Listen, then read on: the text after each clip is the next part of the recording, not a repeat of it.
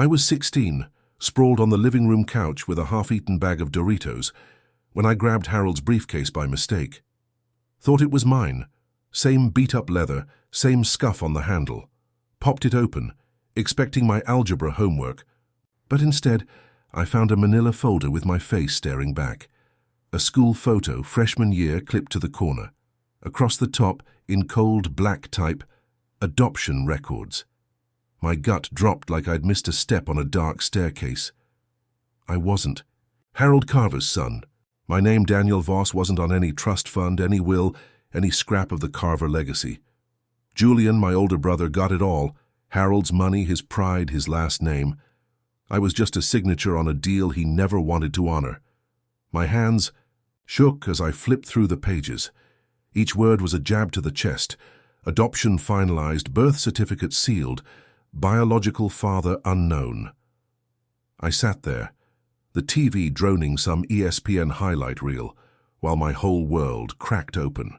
Harold, the man who'd raised me, who'd grilled burgers at 4th of July barbecues, had lied my entire life. Margaret, my mum, knew too. Her name was on the forms, her cursive neat and final.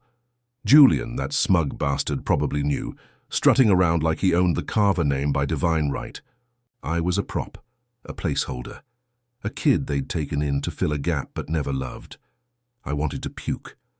My heart hammered so hard I thought it'd bust through my ribs. I'd spent years chasing Harold's approval, mowing the lawn without being asked, staying up late to finish projects he'd glance at and grunt. All for nothing. I wasn't their blood, I wasn't their son. I was a charity case they'd dressed up as family. The betrayal burned like whiskey in an open wound. I kept seeing Julian smirk at dinner, the way Harold's eyes lit up when he talked about his boy going to Yale. Me? I got a pat on the back and a keep working hard, kid. I stared at that folder, my face in that stupid photo, braces and all, and felt like I was looking at a stranger. Who the hell was Daniel Voss, if not a Carver? The question clawed at me, sharp and relentless. I could hear Harold's pickup rumbling into the driveway, his work boots crunching gravel.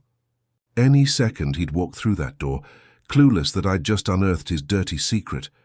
Part of me wanted to storm out, shove the papers in his face, and scream until my voice gave out.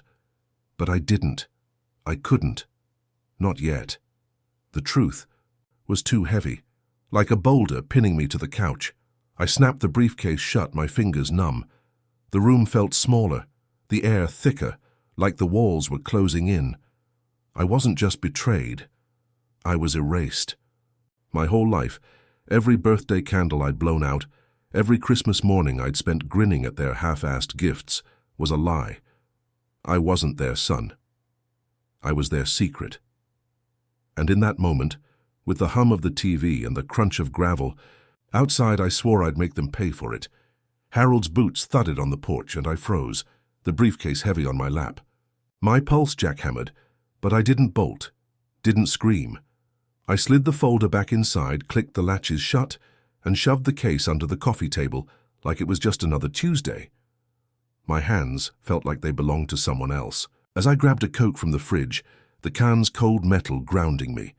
I popped the tab, the hiss loud in the quiet house, and took a swig, letting the burn of carbonation distract me from the storm in my chest. Harold walked in, tossing his keys on the counter. "You still up, Daniel?" he grunted, not looking at me. I nodded, my throat too tight to answer, and slumped back onto the couch, staring at the flickering TV screen. Some late-night infomercial about a miracle mop. I wasn't going to cry. I wasn't going to smash the can and demand answers. The truth sat in my gut like a lead weight, but I kept my face blank, my movements slow.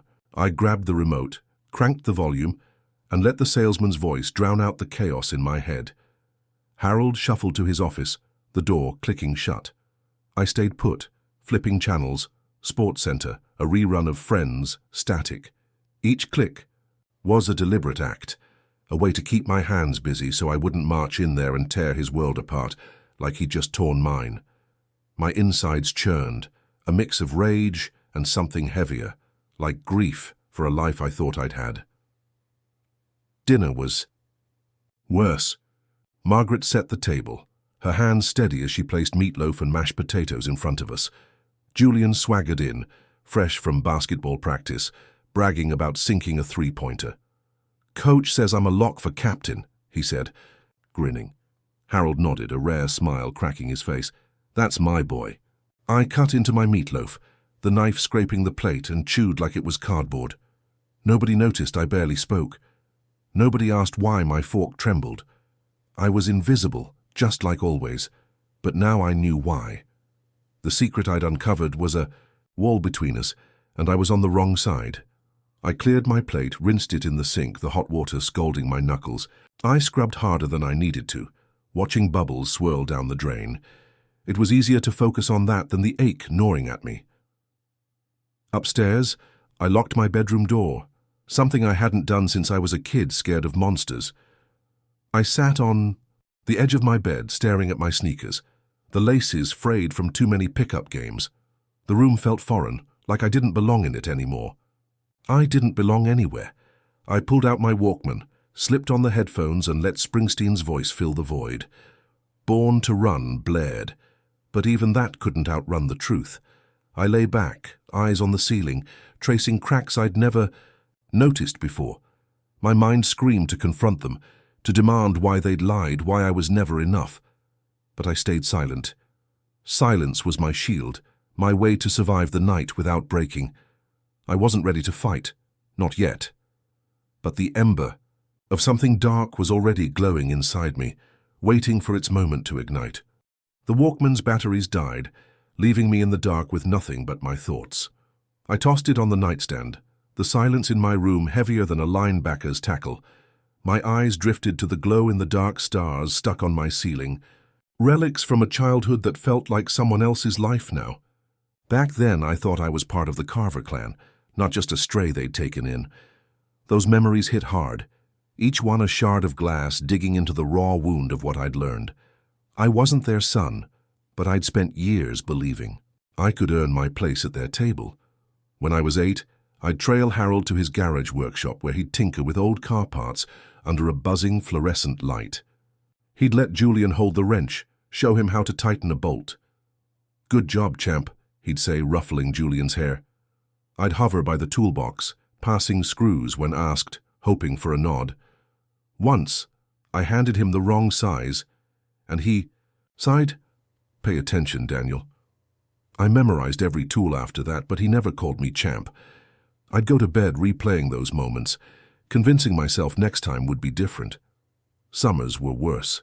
We'd pile into the family SUV for trips to Lake Tahoe. Julian and Harold would fish off the dock, laughing over shared jokes, while I'd sit on the shore, skipping rocks and pretending I didn't care. Margaret would pack sandwiches, ham, and cheese for Julian, peanut butter for me. "It's what you like, right?" she'd ask, her smile thin. I hated peanut butter but ate it anyway, too scared to correct her. Those trips were supposed to be family time, but I was always on the outside, a kid tagging along in their picture-perfect postcard. The worst was my 12th birthday. I'd saved up for a model rocket, dreaming of launching it with Harold. I showed it to him at breakfast, my hands sweaty with hope. "Cool," he said, barely glancing up from his coffee and the Wall Street Journal. Julian got a new mountain bike that day. His birthday was a week later, but Harold couldn't wait. "Let's test it out, bud," he said, and they tore off down the street. I assembled the rocket alone in the backyard, my fingers fumbling with the instructions. It never flew right. I chucked it in the trash before dinner. Those moments weren't loud betrayals. They were quiet cuts, the kind that bleed slow and scar deep. I'd lie awake after, telling myself I just needed to try harder, get better grades, run faster at track, be the son they'd want.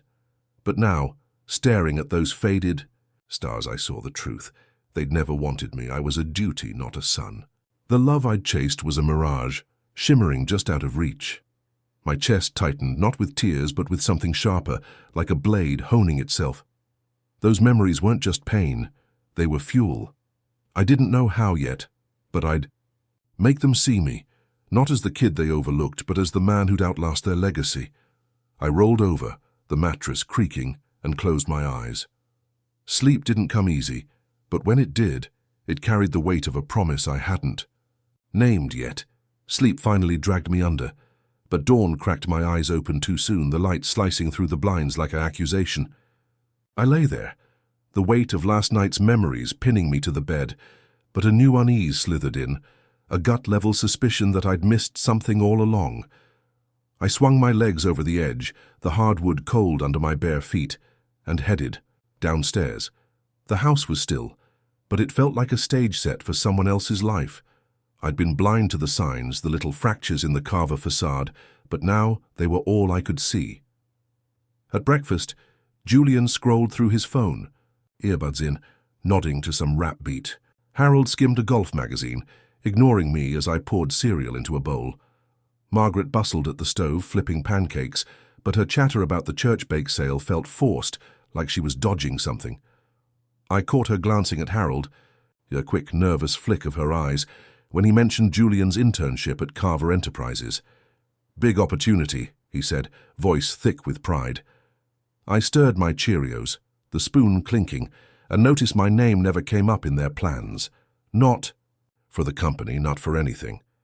Later that week, I overheard Julian on the phone in the den, his voice low.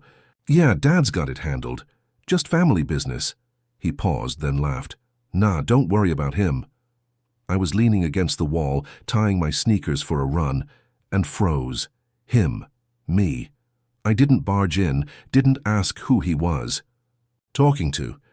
I just laced up and jogged out, the pavement pounding under my Nikes, my breath sharp in the crisp fall air. But that laugh stuck like a splinter I couldn't dig out. School offered no escape. In history class, Julian's buddy Mike slapped my back during a group project. "You're cool, Voss, but you're not like Carver cool, you know." He grinned like it was a joke, but his eyes said otherwise. I shrugged, doodling in my notebook, but my jaw tightened. Even outsiders saw it, the line between me and them. I kept my head down, scribbling dates about the Civil War, but my mind was elsewhere, replaying every moment I'd been sidelined. The final clue hit at a family barbecue. Neighbors milled around the backyard, red Solo cups in hand, while Springsteen blared from a Bluetooth speaker. Harold manned the grill, joking with Julian about college football. I was hauling ice from the cooler when Margaret handed me a trash bag. "Can you clean up, hun?" she asked, her voice soft but distant. She didn't wait for an answer, turning to compliment Julian's new Letterman jacket. I tied the bag, my knuckles white, watching them laugh together under the string lights. I wasn't invited into their orbit. Not then, not ever. Each sign was a pebble in my shoe, small but impossible to ignore. I didn't confront them. I didn't demand to know why I was always the afterthought. Instead, I watched, my senses sharpening like a hunter's. The truth wasn't just in that folder, it was in their every glance, their every omission. My chest burned with a quiet fury, not loud enough to erupt, but steady enough to carve a path. I wasn't ready to act, but I was starting to see the game they'd been playing all along. The barbecue's string lights faded behind me as I hauled the trash to the curb, the bag's weight a fitting metaphor for the load I carried. Those signs, Julian's laugh, Margaret's distance, Harold's indifference, weren't just slights. They were coordinates on a map I was starting to draw. I was done being the kid who waited for scraps. At 24, I decided to rewrite the rules. I wasn't going to beg for their love. I'd build something they couldn't ignore, a machine to dismantle their empire. My plan began in the shadows, each step carved with precision, like a quarterback plotting a game-winning drive. I started with my exit. I borrowed a buddy's old Chevy, loaded it with clothes and a duffel of cash I'd saved from summer jobs. Late one night, I floored it toward a coastal bluff, the engine roaring like my resolve. I parked, doused the car with gasoline, and tossed a match. Flames swallowed it, my ID and a few belongings charring in the front seat. The cops would call it a tragedy, a runaway kid lost to the Pacific. I hitched a ride to San Francisco, my pulse steady, the fire's glow fading in the rear view. I was dead to the Carvers now, free to become someone else. In a cramped motel room, I forged a new identity. Elias Kane was born on a burner laptop, his backstory airtight. College dropout turned logistics savant. I dyed my hair black, traded my flannels for button-downs, and practiced a clipped, confident voice in the mirror. I enrolled in online courses, devouring supply chain management and corporate finance, my nights lit by the glow of a cracked phone screen. I wasn't just hiding, I was arming myself, each lesson a bullet for the war ahead. My first move was small but surgical. I landed a gig consulting for a struggling trucking firm in Oakland, untangling their delivery routes like a puzzle. Word spread, and soon I was advising bigger players, my name whispered in boardrooms. I funneled every dime into Apex Ventures, my startup, a lean operation built to outmaneuver Carver Enterprises. I hired a coder to scrape their financials, uncovering weak contracts and overpaid suppliers. I courted their ex-employees, buying beers at dive bars to hear gripes about Harold's corner cutting and Julian's arrogance. Each detail was a brick in my fortress. I leased a mailbox in Delaware, setting up shell companies to mask my moves. When I bought a tiny shipping outfit that fed Carver's supply chain, I did it through proxies, my name nowhere on the deal. I let their contracts lapse, watching their margins bleed from afar. My apartment became a war room, whiteboards scrawled with timelines, a burner phone for calls to insiders. I slept 4 hours a night, fueled by black coffee and a fire that didn't flicker. The Carvers didn't see me coming, they couldn't. I was a ghost moving through their world with a predator's patience. My anger wasn't loud. It was a low hum driving every choice. I wasn't building Apex to prove myself to them. I was building it to bury them. Each deal I closed, each ally I gained, tightened the noose. I wasn't their son anymore. I was their reckoning, and I'd strike when they least expected it. My war room's whiteboard was a maze of arrows and names, each line a step closer to toppling Carver Enterprises. I was elbow deep in Apex Ventures' latest deal when my coder pinged me at 2 a.m., his message a Molotov cocktail. "Check your inbox. You're not going to believe this." I opened the file, a hacked email chain from Harold's personal account, and felt the air leave the room. The words burned into my retinas. I wasn't just an adopted kid they'd sidelined. I was a pawn in a calculated game, a secret weapon Harold wielded to chain Margaret to him. My real father, Nathan Reed, wasn't some nameless fling. He was her first love, a man Harold erased to protect his image. The emails laid it bare. Margaret had been pregnant with me when Harold took her back, his pride too bruised to let her go. He'd offered a deal, raise me as a Carver but never as his heir. "Keep the kid quiet," he wrote to his lawyer in '98, "and make sure Reed stays gone." My existence was leverage, a way to control Margaret's guilt and silence her past. Worse, Julian was in on it. A memo from his college years, signed, with his initials promised to handle Daniel if I ever got curious. "He's not one of us," he'd typed, casual as a text about March Madness brackets. They'd built their dynasty on my back, knowing I'd never inherit a dime. I leaned back in my chair, the hum of my laptop fan filling the silence. My knuckles ached from clenching, but I didn't yell, didn't smash the screen. The betrayal cut deeper than I'd imagined, a blade twisting in a wound I thought I'd cauterized. I'd spent years thinking I was unwanted because I wasn't enough. Now I saw the truth. I was a deliberate sacrifice, a footnote in their power play. Margaret's soft smiles, Harold's gruff lessons, Julian's backhanded jabs, they weren't accidents. They were choreography, a dance to keep me in the dark. I scrolled further, finding a scanned letter from Nathan, dated a year after my birth. "Tell him I loved him," it read. The ink smudged like he'd written it in a hurry. Harold had marked it return to sender, ensuring I'd never know. My chest tightened, not with sadness but with a cold, chemical fury. Nathan had wanted me, but they'd buried him, just like they'd buried me. I saved the file to an encrypted drive, my fingers steady despite the storm inside. This wasn't just about money or legacy anymore. It was about a lie they'd woven into my bones. I stood, pacing my shoebox apartment, the San Francisco fog pressing against the window. My plan hadn't changed, but its stakes had. I wasn't just dismantling their company, I was exposing their souls. Every email, every memo was ammunition, and I'd use it to make them choke on their own secrets. I didn't sleep that night. I sat at my desk, plotting with a clarity that felt like a blade's edge. The Carvers thought they'd written me out of their story. They were wrong. I was the author now, and their ending was coming, sharp and unforgiving. The fog outside my window thickened, but my mind was razor-sharp, slicing through the haze of betrayal. Those emails and Nathan's letter weren't just wounds.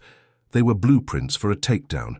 I wasn't just Elias Kane, the ghost, outsmarting Carver Enterprises. I was a predator setting a trap, and the Carvers were about to walk right into it. My anger, cold and precise, fueled every move, like a sniper lining up a shot. I leaned over my desk, the glow of a single lamp casting shadows on my notes, and began orchestrating their downfall with the patience of a chess grandmaster. Carver Enterprises was bleeding cash, their stock tanking after I'd choked their supply. Lines. I saw my opening and moved Apex Ventures into position. Through a discreet third-party fund, I floated a bailout offer, dangling salvation they couldn't refuse. "We're here to stabilize your operations," I said in a video call, my voice smooth, my face a mask of professional calm. Harold nodded, his jaw tight. Julian smirked, thinking he'd charm his way through.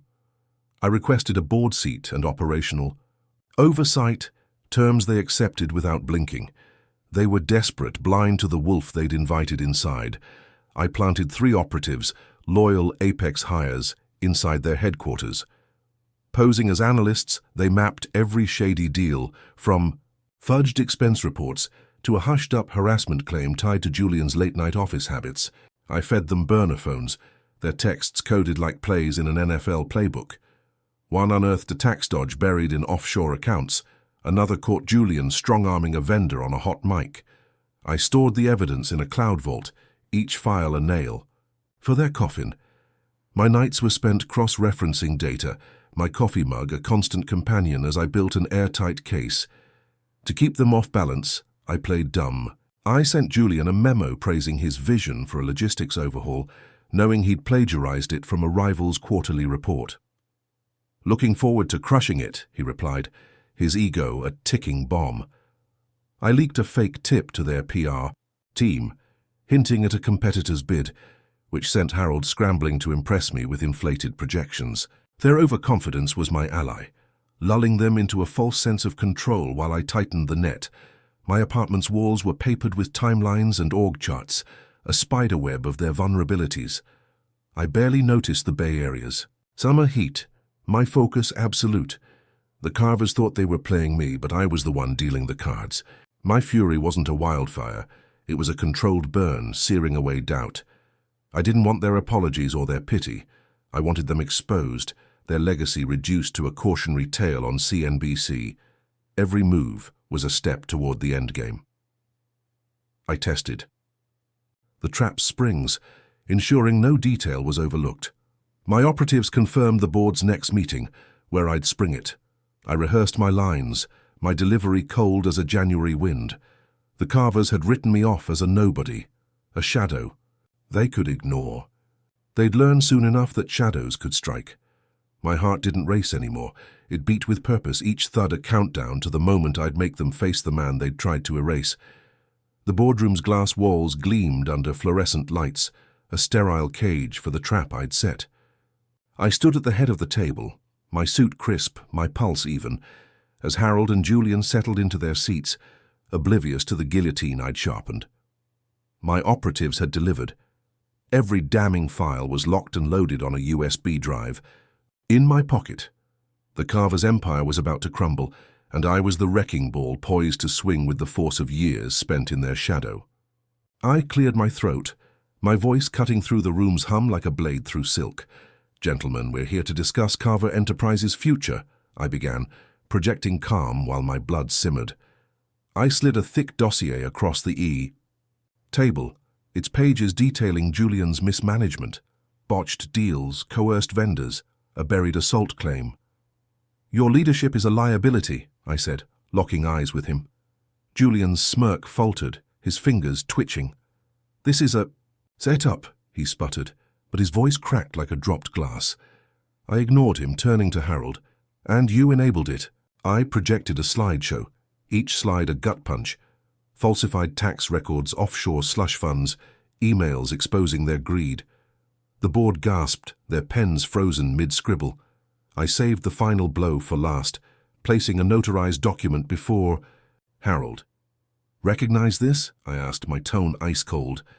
It was my birth certificate, unredacted, naming Nathan Reed as my father. Harold's face drained of color, his mouth a thin line. "You used me to control her," I said, my words a slow burn. "Now I control you." Julian lunged for the document, but I snatched it back. "You're done," I said, handing him a termination letter. "Pack your desk," he stammered. "You can't do this." But security was already at the door, their badges glinting like justice. Harold rose, fists clenched. "Who the hell are you?" he roared. I leaned in, my voice low. "I'm the son you threw away." The room went silent, the truth a thunderclap. I walked out, leaving them to choke on their ruin. By noon, the dossier hit the internet, uploaded anonymously to a whistleblower site. Social media erupted. Hashtags like Mauta Carver collapse trended as news vans swarmed their headquarters. Footage of Julian's escorted exit played on cable networks, his face a mask of humiliated rage. Harold's PR team issued a statement claiming internal restructuring, but it was a paper shield against a wildfire. Their stock plummeted, investors bailed, and regulators circled like vultures. I watched from a diner across town, a burger untouched on my plate, the TV blaring their downfall. My chest was a battlefield. Satisfaction clashed with a hollow ache. I'd won, but the victory tasted like ash. Exposing them didn't erase the years I'd spent craving their approval, the nights I'd felt less than nothing. Yet as I paid my bill and stepped into the city's pulse, I felt a shift. This wasn't about their regret. It was about my reckoning. I'd torn their mask off, shown the world their rot. The Carvers were no longer untouchable, and I was no longer invisible. My fight wasn't over, but this chapter was closed, sealed with the sound of their empire's collapse. The diner's neon sign buzzed as I stepped into the dusk, the city's hum a stark contrast to the chaos I'd unleashed. Carver Enterprises was a smoldering ruin, its secrets splashed across every screen. But my fight wasn't done. One thread remained. Margaret, the woman who'd raised me, who'd known my truth and chosen silence. I drove through the night, the highway's yellow lines blurring until I reached the old colonial house where I'd grown up. My boots crunched on the gravel drive, each step a reckoning with the past I'd buried. I wasn't here for forgiveness. I needed to sever the final tie. Margaret opened the door, her face lined but unshocked, as if she'd been waiting. "I knew you'd come," she said, her voice soft like a hymn at a funeral. I followed her inside, the air thick with the scent of lavender and regret. She led me to a locked study, its door creaking open to reveal a cedar box on a desk. Inside were letters, yellowed and brittle, penned by Nathan Reed. One stood out, its words a quiet gut punch. "Let him know he's my son, even if I can't be there." She'd hidden them, choosing Harold's control over my right to know. I held the letter, my fingers steady but my chest tight like a dam holding back a flood. "Why didn't you tell me?" I asked, my voice low, cutting through the room's stillness. She looked away, her hands twisting a dish towel. "I thought I was protecting you," she whispered. The excuse landed like a hollow thud. Protecting. Me meant lying, letting me grow up feeling like a stray dog in their home. I didn't shout. I didn't need to. The truth was louder than any outburst. I pulled a matchbook from my pocket, struck a flame, and set the letters ablaze in a metal tray. The fire curled the paper, Nathan's words turning to ash. I kept one item, a faded receipt for the Count of Monte Cristo. Nathan's handwriting scrawled on it, "For my boy to learn justice." I tucked it in my wallet, a talisman of my path. "We're done," I told Margaret, my gaze unflinching. "Don't look for me." She reached out, her fingers grazing my sleeve, but I stepped back. "I'm sorry," she said, tears welling. I walked away, the doors slammed my final word. The night air hit me like a slap, sharp and cleansing. I climbed into my truck, the engine's rumble a steady pulse. My heart wasn't racing, it was resolute, each beat a step away from the Carver's shadow. I'd spent years chasing their approval, then years destroying their lies. Now I was free, not because they'd lost, but because I'd chosen to let go. The road stretched ahead, lit by headlights and the faint glow of a gas station sign. Cutting ties didn't erase the ache. Nathan's absence, Margaret's complicity. They'd shaped me, scars and all. But as I drove, the weight of their betrayal lifted, replaced by a clarity I hadn't known I'd earned. I wasn't their son, their pawn, or their secret. I was Elias Kane, and that was enough. The highway carried me forward toward a life I'd build on my terms, unburdened by their ghosts. The truck's tires hummed on the highway, carrying me away from Margaret's tear-streaked face and the ashes of my past. The Carvers were gone from my life, their empire a footnote in my rearview mirror. I wasn't running, I was chasing something new, a horizon untainted by their lies.